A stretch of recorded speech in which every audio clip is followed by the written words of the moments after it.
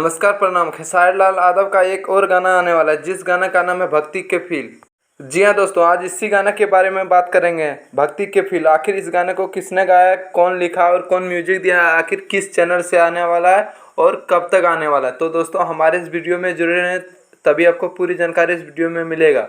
और हमारे channel brand news Bhojpuri DD को सब्सक्राइब कर लें।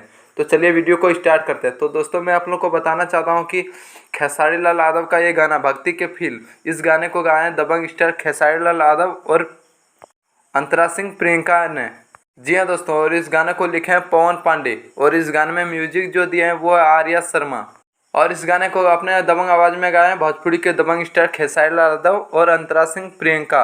अब बात कर लेते हैं कि इस वीडियो गाने में कौन कौन नजर आ रहे हैं। तो दोस्तों मैं आप लोगों को बताना चाहता हूँ कि दबंग स्टार खेसारी लाल यादव और महिमा इस वीडियो गाने में नजर आने वाले हैं।